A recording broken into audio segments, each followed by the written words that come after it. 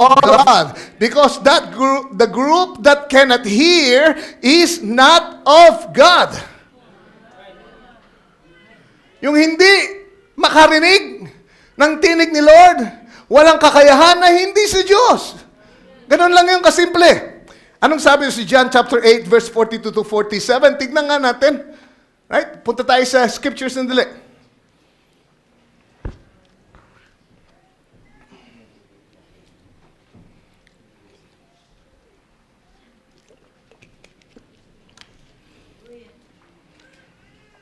Jesus said unto them, if God were your father, kasi narito ang mga Pariseo, Saduseo, sabi nila, Diyos ang aming ama, si Abraham ay ama namin. At ang Diyos ang aming ama, in other words, yung sinasabi nila, if God were your father, you would love me. For I proceeded forth and came from God. Neither came I of myself, but He sent me. 43. Why do you not understand my speech? Bakit hindi nyo naintindihan yung pangungusap ko? Bakit? Even because you cannot hear my word. You cannot hear my word. I cannot do anything about it. You cannot hear my word. 44. You are of your father, the devil. And the lust of your father ye will do. He was a murderer from the beginning, and abode not in truth, because there is no truth in him. When he speaketh a lie, he speaketh of his own, for he is a liar and the father of it. Talon tayo sa verse 47. Ang sabi, malinaw na malinaw. In other words, in conclusion, ang sabi niya, he that is of God, heareth God's words. Ang sa Diyos ay nakikinig sa salita ng Diyos. May kakayahan silang duminig.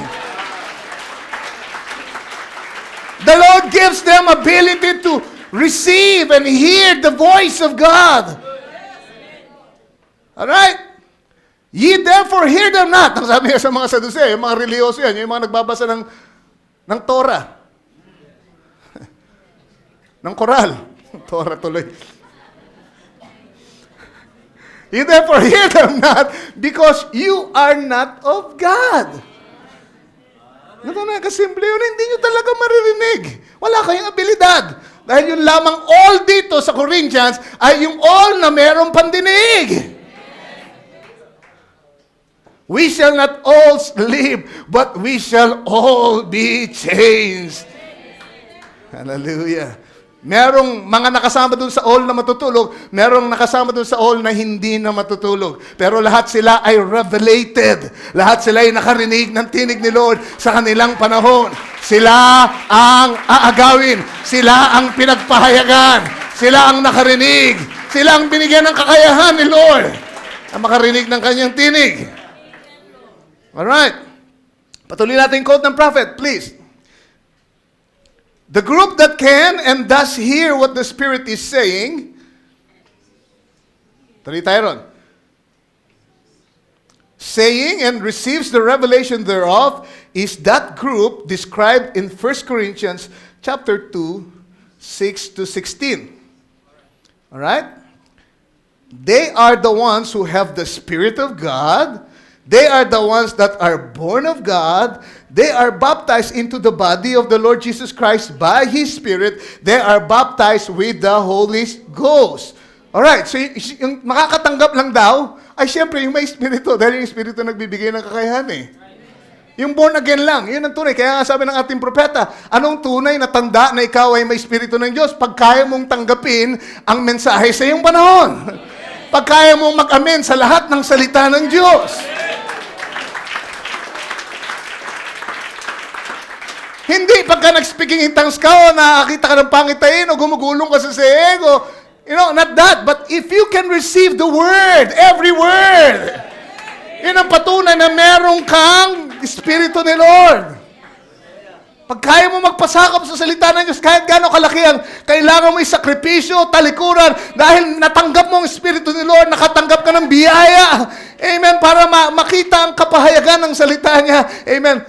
Iiwanan mong lahat. Masunod lang ang salita ni Lord sa buhay mo.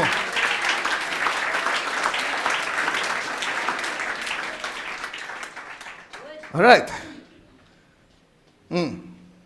So we are now living right now at the time when this prophecy of death being swallowed up in victory will become history in a group of people that have the ability to hear the message of their age, where the all of this specific group of human beings will be changed from mortality to immortality. From terrestrial body, terrestrial ay yung makalupang laman. Right? Sulat nyo yun, terrestrial, ito yung makalupang laman. Will be changed from a terrestrial body into a glorified body. Yung glorified body naman is different from the theophany. Yung glorified body ay yung ating terrestrial na glorify. Alright? Makalupang laman, pero ito'y babaguhin at lolalahatuin ng Panginoon. Yun ang glorified body. Alright? So galing sa terrestrial, gagawin itong glorified body. Lahat ng mga may pandinig, lahat ng kasama doon sa special group na yun. Amen. Sila ang tutupad ng hula that death shall be swallowed up in victory. Amen. Tingnan niyo ito. Ang totoong makakaranas ng tagumpay na ito, yung rurok ng tagumpay ni Lord, ay yung mga taong dadat ng buhay dito sa huling panahon. Dahil sila ang tutupad nung hula sa Isaiah 25 that death will be swallowed up in victory. Amen. Kayo ang magiging pinakatagumpay ni Lord. Dahil lalamunin nyo yung kamatayan. Gagapiin nyo yung kamatayan. Sa panahong ito, walang grupo ng tao, amen, na nakaranas ng ganito na sila'y hindi na masasaling ng kamatayan, kundi ang pinili sa huling panahon. Death doesn't have victory over them, but they will have victory over death. Tingnan natin sa 1 Corinthians 15, verse 25 to 26. 1 Corinthians 15, 25. For he must reign, the Lord must reign till he hath put all enemies under his feet. The last enemy that shall be destroyed is what? Death. Si Jesus ang tinutukoy. Maghahari daw siya hanggang sa ilagay na lahat ng kaaway niya sa ilalim ng kanyang paa. At ang pinakahuling kaaway na kanyang gagapiin ay ang kamatayan. Alright, si Lord daw yun, ha? Pero tignan natin kung paano tutuparin yan. Sa Romans 16:20, binasa ko ito nung nakaraang Wednesday, but for the sake dun sa mga wala nung nakaraang Wednesday, tignan natin kung paano matutupad ang scripture na yun. And this still is konektado pa rin doon sa Isaiah 25, verse 8. Death shall be swallowed up in victory. Sabi sa verse 20 ng Romans 16, ang sabi, and the God of peace shall bruise Satan. Anong hula doon sa Genesis 3:15? Amen? The seed of the serpent shall bruise thy heel, and the seed of the woman shall bruise the serpent's head. Alright. Alam natin yun ay patungkol kay Jesus Christ. Si Jesus Christ yung woman's seed. At siya yung dudurog sa ulo ng serpente. Pero tignan natin kung paano niya tutuparin yun. At kailan niya tutuparin yun. Ang sabi dito sa Romans chapter 16, and the God of peace shall bruise Satan. Tama pa rin. Si Jesus, ang God of peace. Can you say amen? At kanya raw dudurugin si Satanas sa ilalim ng kanyang mga paa, hindi na magtatagal. Tingnan natin kung paano niya gagawin. Si Jesus daw ang gagawa nun, ha? At tinuloy ni Paul ang kanyang paglalantad ng hiwaga. Sabi niya, hallelujah. Bruise Satan under your feet shortly. Right? Your feet palang pagkakalagay doon. Hindi ko nabasa na maayos kanina. Amen? Yung paa pala ni Jesus ay yung paa nyo.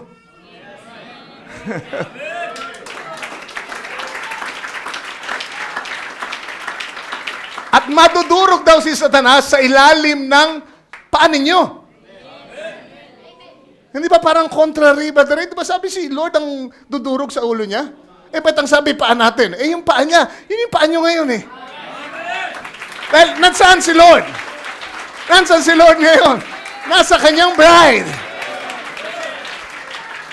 Kailan mangyayari ito? Sa bride coming of the Lord. Ito na nga yung pinag-aaralan natin na rapture. Kasi nagkakamali ang marami. Kailangan magkaroon tayo ng balancing pagtingin dito. Kasi sabi nung iba, Amen, kayo mga message believer, especially yung mga nandun sa denomination, at iba, minsan sumisilip-silip dito, hindi nila matanggap yung katotohanan na yung rapture ay nagsimula na.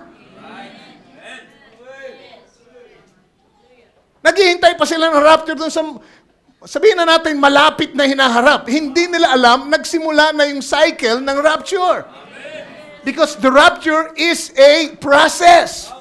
The Lord Himself shall descend from heaven with a shout, with the voice of the archangel, and with the trump of God. Sabi ni Brother Branham, Jesus does all this as He descends. Amen. Yung tatlong yun ay gagawin ni Jesus sa kanyang rapture, sa kanyang pagbaba.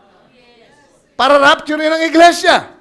At ang sabi, yung tinig ay, yung shout ay ang mensahe na naririnig nyo, na nagtipon sa atin, nag-ipon sa ating mga galing sa iba't ibang kalakaran ng buhay. Pero lahat tayo inipon ng iisang sigaw.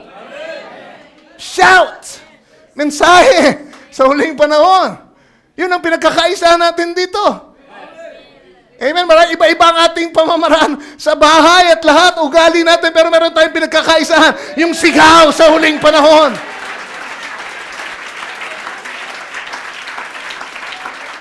Kaya nag-ipon niya ng dahilan, kaya nandito ka. Amen. Hindi ka narito dahil kay sister o kay brother. Narito ka dahil may mensahe kang narinig. Sa kaluluwa mo, hinatak ka nito. Ang sabi sa panahon ng sigaw na yan, bumababa na si Jesus. Nagsisimula na yung rapture.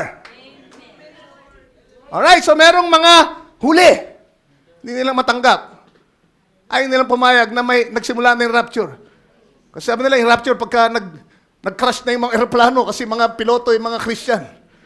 At nagkabanggaan yung mga barko, at nagkagulo sa EDSA. Dahil nagkabangga-bangga ang mga truck at lahat ng sasakyan. Dahil merong mga driver na Christian. Kaya sabi, hindi pa nagra-rapture. Hindi ba't mauulit ang sinabi ng ating Panginoon? Hinihintay niyo si Juan? Pinugutan niyo na ng ulo. Ginawa na ng lahat ng tao ang gusto nilang gawin sa Kanya. At ngayon, naghihintay kayo ng pagdating ni Elias. Dumating na siya at umalis. Dami naghihintay kay Lord Jesus nung panahon yun. Hindi nila alam, papaalis na siya. Mga believers, mga Christian, mga may hawak ng Bible, mga saserdote, mga scholar, kumbaga, ng Biblia. Hindi na nakilala nung yung hula ay maging tao. Nung yung mga letra ay lumipat mula dun sa pahina patungo sa laman. Diyan na mo problema ang marami. Yan, amen, hindi lang tenga ang kailangan, mata rin. Kaya ang sabi ni Pablo, kayo ang aming sulat na nababasa at naririnig ng mga tao. Alam ng mga tao. Amen. Merong makare-recognize ng fulfillment ng Scripture. Merong hindi makare-recognize. Kaya sabi nila, hindi pa nagra-rapture. Meron namang sumobra. Ang sabi, tapos na. So we need to be in the middle of the road. We need to be balanced. Kailangan magawa nating i-divide ang salita sa tamang paraan, himayin ng tama.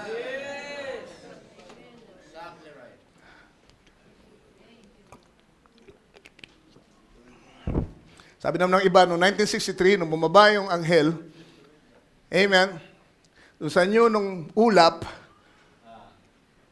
dinampot si Brother Branham, sabi, dinampot na rin lahat, bale, ang lahat ng mga pinili doon at nagkaroon na ng meeting in the air. Amen, may ganyan turo. Kaya nga, pagdating nung nobyo, hindi na kailangang mag-communion.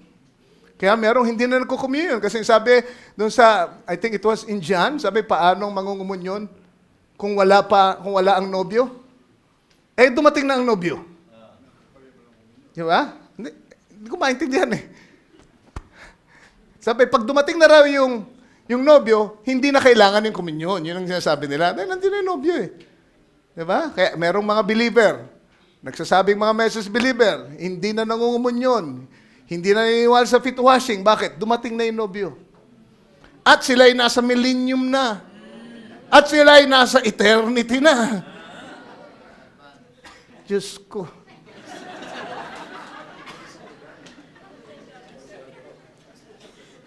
But you see, natatawa tayo, but ang kaaway ganun, it's either pakapusin ka niya o kaya ipalampasin ka niya. Amen? Bibigyan ka pa rin niya ng feeling na ikaw kasama pa rin, pero kapos, asa ka sobra. At least nandiyan ka pa sa tabi. What's that? Religious spirit. Yun yung mapandayang spirit. Ang pinag-aralan namin sa demonology nung last, Tuesday, merong klase ng mga demonyo, at sabi, ito pinakamataas na uri ng demonyo, na ikaw ay bibigyan ng pakiramdam na kasama ka pa rin, pero yung paniniwala mo ay naligaw na, namali na, nalihis na. At ang problema, nung bibigyan kanya ng pakiramdam na ikaw lang ang tama, lahat sila mali. Di bali nang magkaroon ka ng epilepsy, kung anong mga sakit. Sabi, madaling alisin yan. Pero sabi, pag yung religious spirit ang tumapo sa iyo, abay, 5 times harder to deal with kaysa sa lahat ng klase ng espiritu. Kasi nagko-quote ka rin scripture. Mas malalim ka pa nga kaysa doon sa iba. Kaya lang kapos o kaya sobra. Pero ang bride, palaging bullseye. Bullseye. Alright, ang bride ganito. Oo, nagsimula na ang rapture, pero hindi pa lubos na natatapos dahil ang pagtatapos ng rapture ay ang pagpapalit ng katawan. Oo, dumating na siya sa anyo ng salita. Ang salita ang nagpahayag sa atin kung sino siya at kung sino tayo. Hindi yung katawan ni Jesus ang bumaba dito para magpahayag kung sino siya, but it was His Word. And it's the revelation of the Word na nagpakilala sa atin kay Kristo, at yung Kristong yun na nahayag sa atin sa pamamagitan ng salita ay ating sasalubungin sa himpapawid sa isang corporal body. So kailangan mahayag muna siya sa iyo dito sa pamamagitan ng salita. Makasalubong mo siya dito by the shout and by the voice and by the trumpet bago mo siya makasalubong sa kanyang corporal body. Pag di mo siya nakilala dito, di mo siya nakasalubong sa anyo ng salita. Pag di mo siya nakasalubong sa anyo ng nobya, hindi mo siya makasalubong doon sa himpapawid. So merong totoong sasalubong na Kristo sa atin na nasa corporal body. Yun din yung katawan na binangon niya muli at ginglorify. Yun din ang sasalubong sa atin sa himpapawid. Pero sa yugtong ito ay word pa lang ang nakikita natin. At siyang nagbibigay sa atin ng rapturing faith. Kaya kaya natin himayin ng ganito ang tungkol sa rapture kasi pinahayag niya ang hiwaga. At hindi tayo naliligaw, hindi tayo kinakapos, hindi tayo sumusobra, tama lang. So remember, ang tinig, ang shout ay ang midnight cry sa Matthew 25. Tama ba yun? 25 verse 4, I think it is. Basta dun sa parable ng 10 virgins. At yung voice is the same message in another stage. Ganun lang yun eh. Isang mensahe yun. Kaya lang, lumaon na. Nag-mature. Shout muna, naging voice, and then magiging trump. Yung trump ang sukdulan ng mensahe. Amen? Na siyang gigising dun sa mga patay.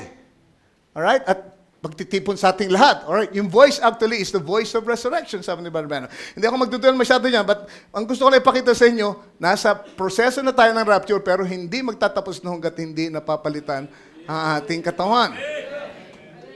Okay? Hanggat hindi nasa swallow in victory ang kamatayan. Yun ang dulo ng rapture. Alright. Basa pa ako ng ilang. Basahin nga natin yung 1 Thessalonians, and then we're going to close. But I would not have you to be ignorant, brethren. Verse 13 ng 1 Thessalonians chapter 4. Para makita natin. I would not have you to be ignorant, brethren, concerning them which are asleep. Alright? Sino tinutukoy? Mga namatay kay Kristo, hindi raw patay. Sleep. Sleep, natutulog. Right? That ye sorrow not, even as others which have no hope. Doon sa mga may mahal sa buhay na kinuha na ni Lord, huwag daw kayong malungkot ng gusto. Tulad doon sa mga walang pag-asa. Dahil kung yung mahal niya sa buhay, sumasampalataya, hindi yung patay, tulog lang yun. Tulog lang yun. Eh, mas mabuti ang kalagayan niya kasi sa'yo hindi ka makatulog minsan.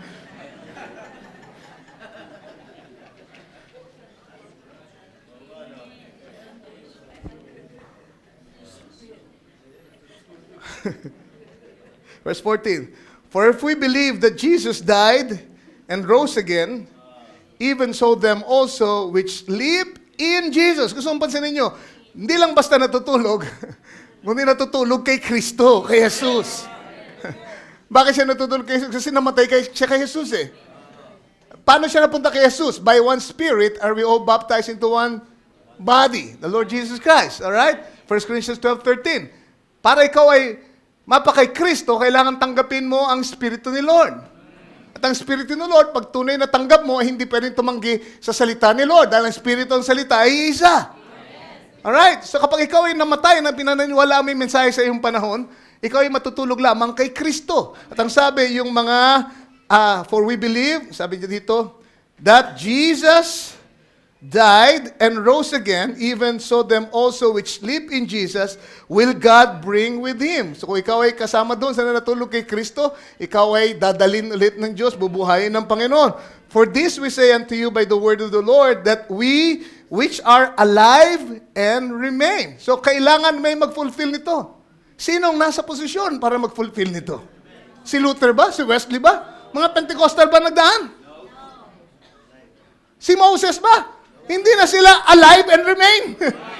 Yung mga bright pa ng mga 7 church ages, kahit yung mga namatay na natin, hindi sila mag-fulfill nitong parteng ito. Merong mag-fulfill nito.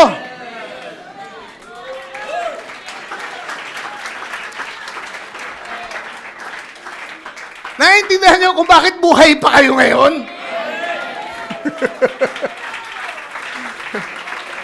Merong kailangan mag-fulfill ng Scripture. And I'm claiming that Scripture. Ewan ko sa inyo, pero I'm claiming that.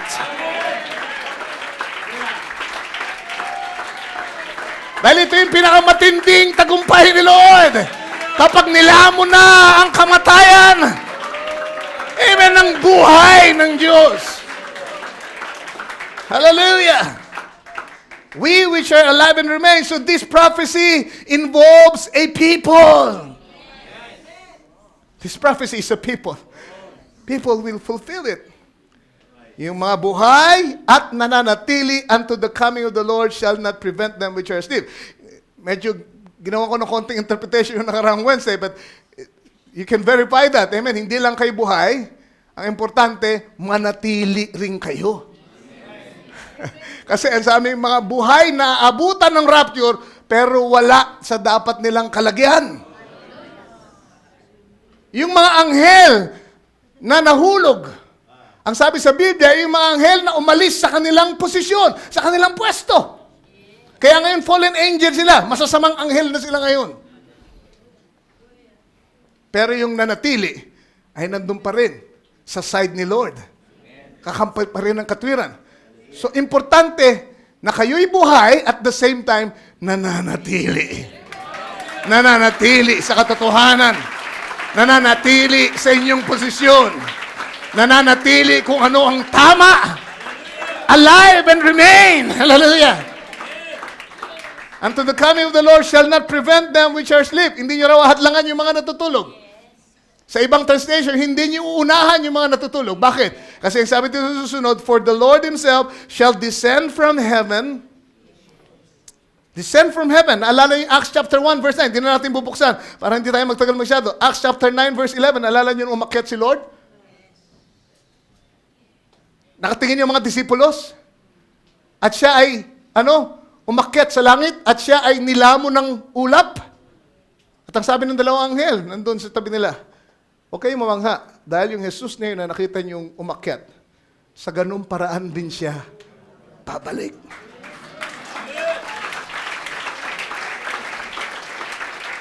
Alright, connecta natin dito sa scripture na binabasa natin. For the Lord Himself shall descend from heaven. Pabalik na siya. Ang sabi kung paano siya umakyat, ganun siya babalik. Paano umakyat si Lord? May ulap na involved. Paano siya umakyat? May mga anghel na involved. Paano siya dumating 1963? May ulap na binuo ng mga anghel. Yung Jesus na nakita niyo umakyat, sa ganung paraan din bababa. Walang kamalay-malay ang sanlibutan, siya'y bumaba na ulit. Sa ganun din paraan.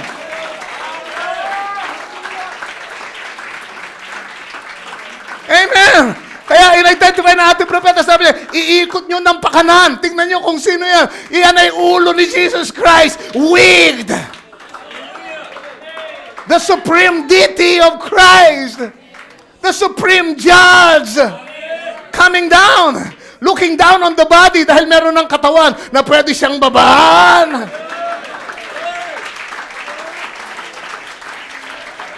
The coming of the Lord. Kung paano siya umakyat, ganun siya bababa. Involve ang mga anghel. Amen. Kung di pa siya bumaba, sino nagbukas ng mga tatak? Walang ibang makapagbubukas kundi yung kordero lamang. Sino yung anghel na pupunta doon sa kwarto ng ating propeta? Amen. Tuwing ipapangaral niya, pagbubuksan niya ng selyo, kailangan bumaba yung anghel na yun, sabihin sa kanyang hiwaga, ang kordero lang ang pwedeng magbukas. Siya'y bumaba na may sigaw, may tinig, may trumpeta. Alright, naintindihan niyo na ngayon. Yan na magbibigay ng rapturing faith sa inyo. Amen. Kaya kailangan kong sabihin ito. Kung kailangan ulit-ulitin ko, gagawin ko dahil umaasa ko, amen, na matatanggap nyo yung kailangang pananampalataya para makasama kayo dito. Mawawala ng kabuluhan yung pag-amen nyo, pagtaas nyo ng kamay at lahat, kung hindi nyo matanggap yung revelation. Kung hindi maging malinaw na malinaw sa inyo. Because rapture is going to be a revelation to the bride. Kailangan mahayag sa iyo personally. Kailangan ipangaral sa iyo para ano? Para magkaroon ng tsansa na maihayag sa iyo. Lord Himself shall descend from heaven. Acts chapter 1, 9, 11. With a shout, Matthew 25, verse 6. Midnight cry. Panahon ng hating gabi, merong sigaw na narinig. Go ye out to meet Him. Yun yung mensahe. With the voice of the archangel. The voice is the voice of resurrection. Katulad ng tinig na bumuhay kay Lazaro. And with the trump of God. Yung trumpeta ay palaging nagsisignify ng isang mensahe ng pagtitipon. Ito magdadala sa atin dun saan? Sa wedding supper. Alright. And the dead in Christ shall rise first. Amen. Pansinin nyo, the dead in Christ shall rise first.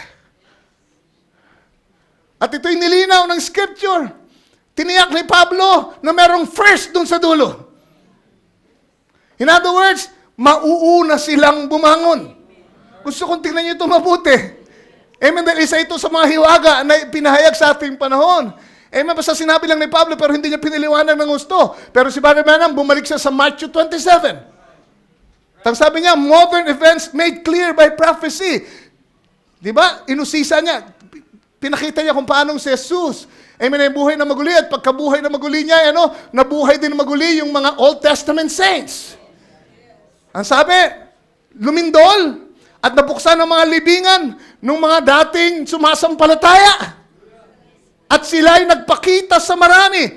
Amen, kung gusto niyo makita, 27:52-53, hindi na natin bubuksan, pero nagpakita sila sa marami, mga glorified bodies.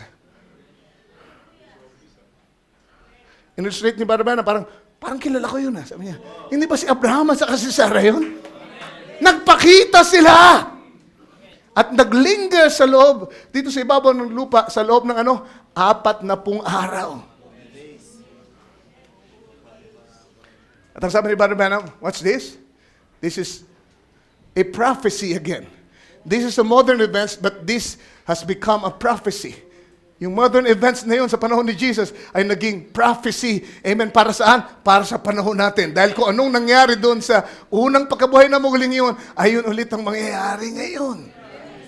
Kaya ang sabi ni Paul dito, the dead in Christ shall rise first. Alright. Isipin nyo ito. Isipin nyo lang. Bakit ako naglilingkar dito? Sabi ko sa inyo, tutulungan ni Lord ang kanyang nobya na magkaroon ng sapat na pananampalataya. Sa amin ninyo at hindi, kailangan nyo humingi ng dagdag na pananampalataya. Aamin ako, kailangan ko humingi ng dagdag na pananampalataya. Kung di ako tutulungan ni Lord, hindi ako masasama sa rapture. I will be humble enough to say, Lord, help my unbelief, Lord. I believe, but help thou my unbelief. Lord, sumasampalataya na ako, pero kung meron pang dagdag, Lord, help me to have it. Dapat ganyan ang attitude natin, hindi yung ang pakiramdam natin, we're holier than thou, we're stronger than everybody else, we have a greater faith than anybody else. Amen. Dapat yung katulad nung tawag dito, centurion, Lord, I believe, but help thou my unbelief. Sipin nyo lang, kung merong 10 mga alam nyong mga believers na namatay, ay biglang dumating dito sa ating church. At inupuan yung mga baganting upuan dyan, no? Amen? Hindi nagbukas ng pinto. Amen?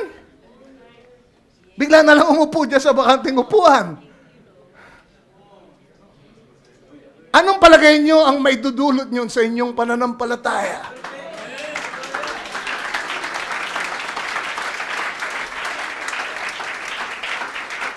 Amen. Marahil hindi makita ng mga hindi elected, pero ikaw elected ka. Kaya pinakita ni Lord sa iyo dahil gusto niyang tulungan ang iyong pananampalataya. I believe bahagi yan ng paraan ni Lord para matanggap ng kanyang mga pinili ang perfect faith, ang rapturing faith na yun. Marahil hindi lahat kailangan makakita ng gano'n para magkaroon ng rapturing faith, pero merong ilan na kailangan makakita pa nun. At isipin nyo kung anong mangyayari. Amen. Our faith will raise to the roof. Kumbaga. Through the roof. Kaya no wonder, sabi ni Barbara na maghintay kayo sa panahon na yung mga himala at kapangyarihan ni Lord ay madedemonstrate sa isang mabilis na paraan. Bilis na panahon. Amen. Sa paraan na hindi pa nakita ng sanglibutan. Amen. You see healing. Amen. Iba't ibang mga brasong wala ay magkakaroon because the bride will speak things into existence. Hindi kaya yun yung panahong yun? Ay, hindi ko sinasabing yun na nga, but I'm just showing you, amen, yung mga possibilities kung bakit pinakaharap ni Barnaba namin ganito. And hindi kaya yung pagbuhay ng mga patay ay siya ring paglindol para lumubog ang California. At sa sobrang lakas ng lindol, mabuksan ng mga libingan ng mga natutulog kay Kristo sa 7 church ages. Kasi sa pattern, bago nabuksan ang mga libingan, lumindol muna, nagdilim, nagkaroon ng blood moon, nagdilim, nag-earthquake, nabuksan ang libingan. Hindi kaya ito yung malakas na lindol na sinasabi sa Biblia, sa Isaiah. Siyang tumutugon dun sa paglubog ng California. Siya namang magbubukas ng mga libingan. It's so possible. Kaya paglubog ng California, hindi magtatagal, ay kukunin na ng Diyos ang nobya. Because modern events is made clear by prophecy. The dead in Christ shall rise first. Alright, then, verse 17, we which are alive and remain shall be caught up. Doon galing yung salitang rapture. Raptor, galing yung salitang caught up. Amen. Together with them in the clouds. Una silang mabubuhay. Magpapakita sila sa mga believers. Hindi kailangan sa lahat. And they will linger maybe for 40 days also. And then, ang sabi, then tayong mga buhay na nanatili ay sama-samang maaagaw na kasama nila sa himpapawid, sa ulap, upang katagpuin si Lord in corporal body. Yung ating Lord na nakilala sa Word dito sa lupa, ay ating sasalubungin sa kanyang corporal body. Hallelujah! Blessed be the name of the Lord. To meet the Lord in the cloud, the Lord in the air, and so shall we ever be with the Lord. Wherefore, sabi sa verse 18, and in closing, comfort one another with these words. Comfort one another. Aliwin niyo ang bawat isa sa pamamagitan ng mga salitang ito, ng katotohanan ito, ng pangakong ito. Kailan nyo kailangan ng kaaliwan? Hindi nyo kailangan ng kaaliwan pagka masaya kayo. Hindi nyo kailangan ng kaaliwan pagka paldo-paldo kayo, kumbaga. Lahat ay mabuti, lahat ay kaibigan nyo, negosyo ay booming, at walang sakit, malusog ka at lahat. Ha? Paligid ay maginhawa, maliwalas, lahat ay maayos. Kailangan nyo ng comfort pagka kayo ay nasa distress. Pagka kayo ay nasa kabagabagan. Bakit mo ko inaaliw?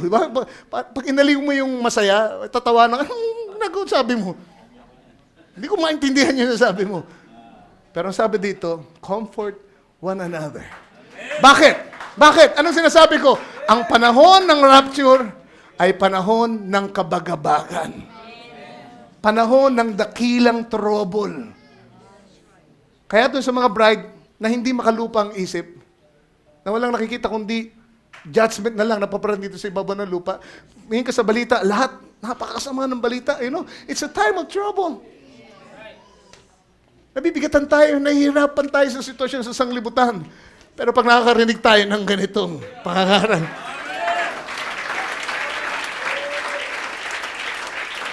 we are comforted. Dahil tayo ang pinatutungkulan, tayo inaaliw. Tayo napapasaya, tayo nabibigyan ng pag-asa. Dahil nasa gitna tayo ng kabagabagan, but we are comforted by the Word, by the promise of the body change.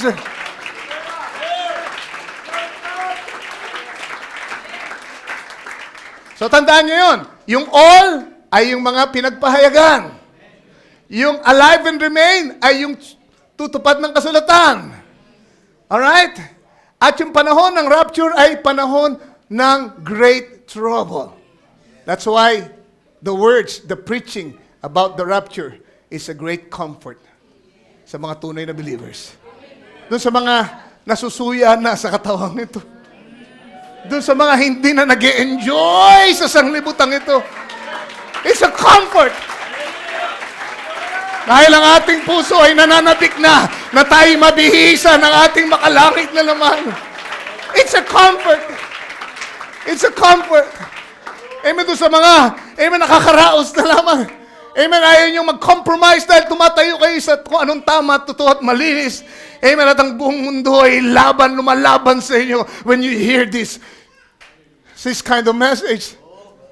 It's a comfort to you. Comfort one another with these words. Tayong lahat ay tumayo. Hallelujah. Hallelujah. Oh, God. Faith upon faith upon faith. Amen.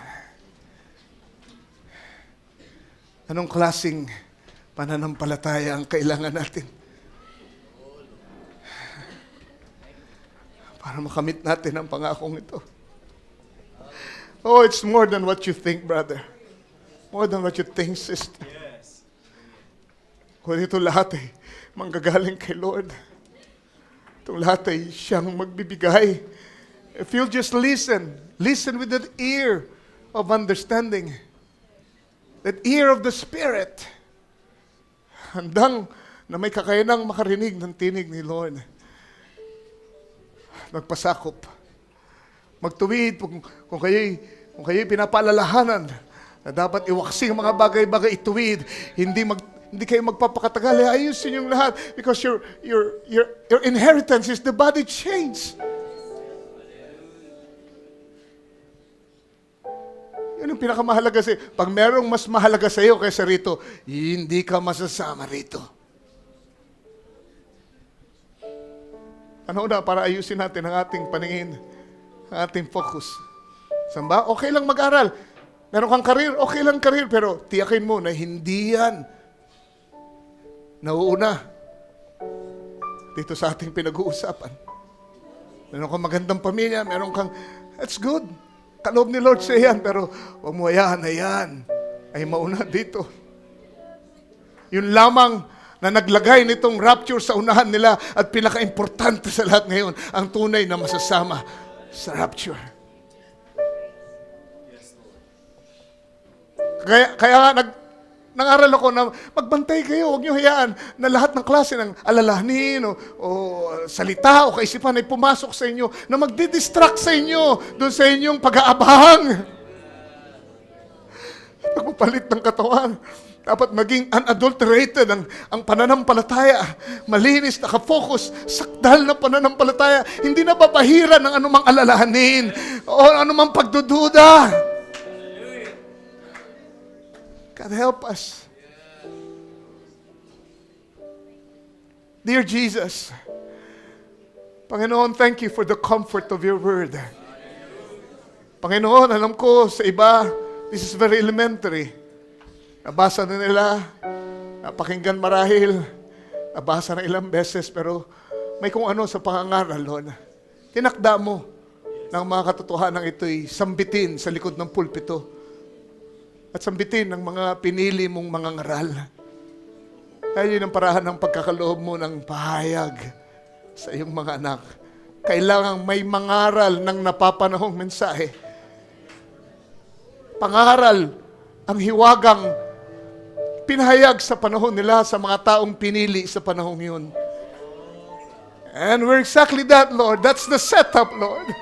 That's the setup. Nandito ang mga pinili mo. Narito ang mensaheng nilaan mo para sa panahong ito. It's a rapturing message, Lord. There's a rapturing grace in the Word. Father, hindi kailangan Lord, mangaral ako ng mahaba. There's power in that Word. Para sa mga nakatakdang malinis at maihanda. Lord, they're being cleansed, they're being strengthened. There's a rapturing faith that's coming that will give supernatural strength, Lord, to your people. I believe that, Lord. Pinagkakatiwala ko po sa iyo ang lahat, ang salitang ito, buhay ng iyong mga anak. Yes, Lord. Yes, Lord. Let's just praise Him. Let's just thank God for His Word. Just appreciate His Word this morning. Amen. Nangusap na siya, nagsalita na siya sa inyo. Kayo naman ang magpuri sa Kanya ngayon. Kayo naman ang mangusap. Appreciate niyo siya. Make love with Him this morning. Hallelujah! Thank you for your words of comfort. Thank you. Thank you, Lord. Hallelujah. Let that strength flow, Lord. As the prophet has spoken, a supernatural strength will be given to your bride. As they listen and receive this revelation, Lord, kaya mong dumaling ngayon yung supernatural strength na yun sa buhay ng bawat isa. That they become victorious in their own individual walk with you, Lord. Their own individual battles, oh God. Let that strength flow, Lord Jesus, I pray. Let it flow, Father, I pray. Grant it, oh Jesus. Thank you, Lord. Thank you, Lord. Let that healing strength flow. Let that comfort flow, Lord. Let that cleansing power flow, oh God. Lahat ay narito, Panginoon. Tinipon lahat, Lord, ng blessing mo sa huling mensaheng ito, Ama. And it's all there, Lord. It's all there. Rapturing faith is flowing, Lord.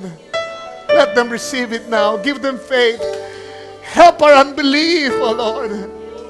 Dagdagan mo ang aming pananampalataya. Oh, how we need it, Jesus. Cleanse us from the cares of this world, Lord. Mga bagay na nakakahadlang, Lord, para maging malinaw ito sa aming harapan. Help us, Father. We need you. We need you, Lord. I need you, Lord.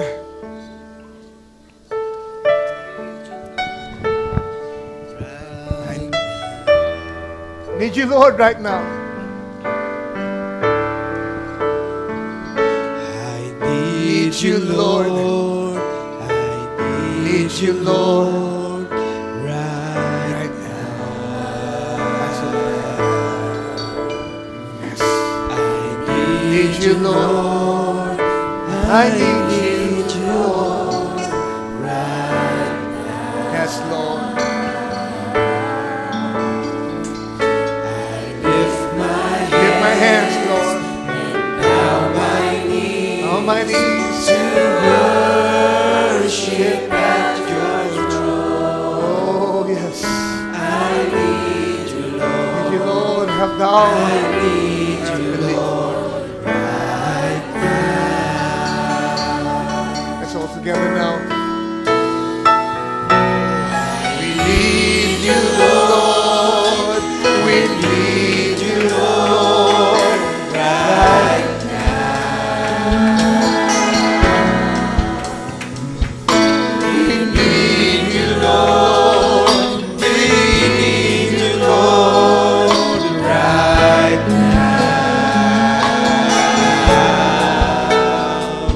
We lift our We lift our hands, Lord. bow our knees Our knees to you. worship at your throne. We need you, Lord, we need you, Lord. Let's sing it all together now. Let's just worship Him. We need you, Lord. We need you, Lord, right Ikaw mo, Lord, ang mga anak mo. need you, Lord. We need you. We need you, Lord, right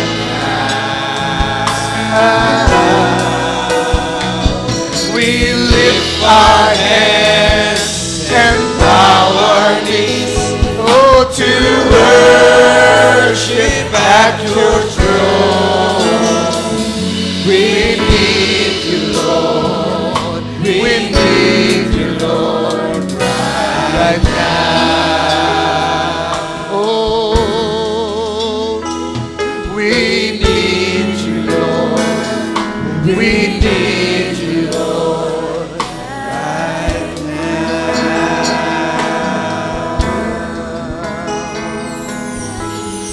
thank you, Lord. Thank you, Lord. Amen. We love you, Jesus. We honor you. Brother Nemi, ano mo kami sa panalangin na pagtatapos natin gawain. Continue to worship Him. Love Him this morning. Hallelujah. Sambahin natin ang ating Diyos. Yes, Lord. Magpasalamat tayo sa Kanya.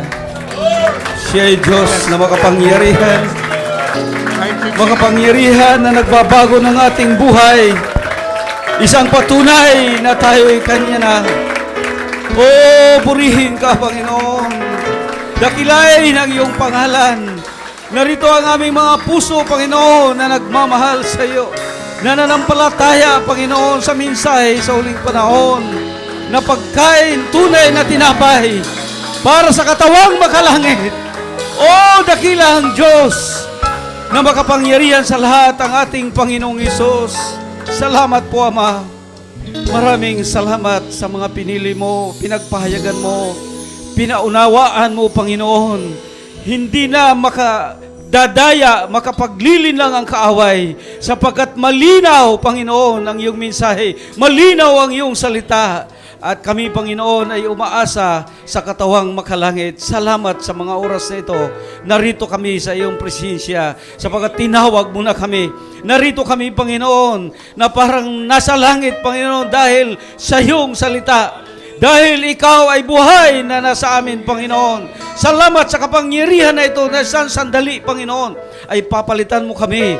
At ngayon pa lang, Panginoon, ay meron na kaming buhay sapagkat narito ang bagong buhay na nagmumula sa iyong mga salita na aming pinapakinggan, na aming kinakain, Panginoon, pinagsasaluhan. Salamat, O Lord, sa pagdaloy ng iyong kapahayagan, sa iyong masaganang biyaya, sa iyong lingkod at sa mga tinawag mo na narito ngayon, Panginoon. Gamitin mo kaming ilaw, gamitin mo, Panginoon, ang bawat isa sa amin upang ang aming mga mahal sa buhay, Ama, ay makakita ng liwanag, makabasa ng aming mga buhay upang sila'y sumampalataya na ikaw ay nasa nubya mo, Panginoon. Sa anyo, Panginoon, ng iyong mga lingkod ay narito ka na, Panginoon. Sa anyo ng iyong nubya ay narito ka na. Sa ulap na ito, Panginoon, nasa ulunan ng aming propita ay narito ka na, Panginoon. Kami nagtitipon sa iyo. Salamat po, Panginoon. Maraming salamat. At ito, Panginoon, ay panatilihin mo sa aming puso na nag-aalab upang kami ay patuloy na naliligayahan, patuloy na nasisiyahan, Panginoon. At malimutan na namin ang mga problema sa mundong ito. Malimutan na namin ang buong sanglibutan na ito.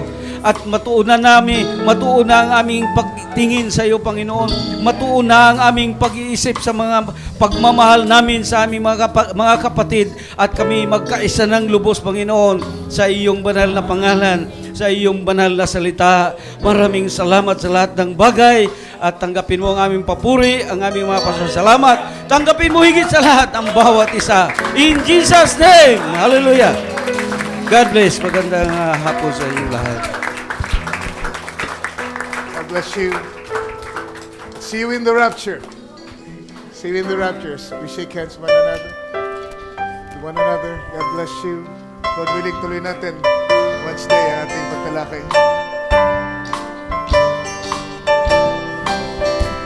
I'll see you at that meeting in the end.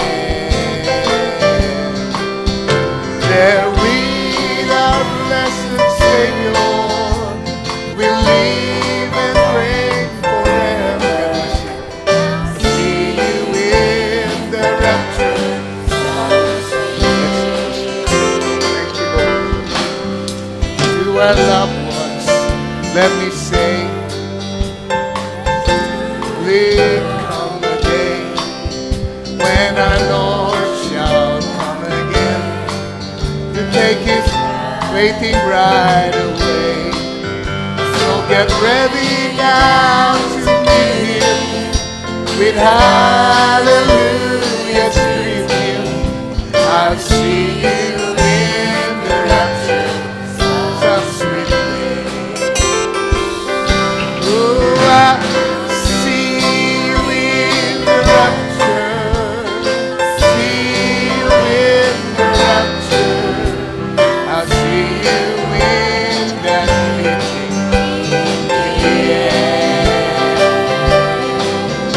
There with our blessed Savior we'll live and reign forever.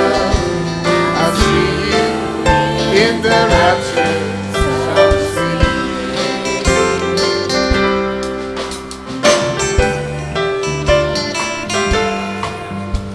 on this earth, my precious friend, if to God you have been true, and you believe the Bible speaks, then for us to be dreaming, a hallelujah greeting.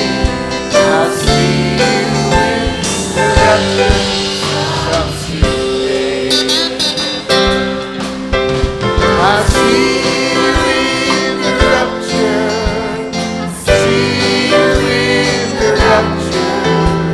I'll see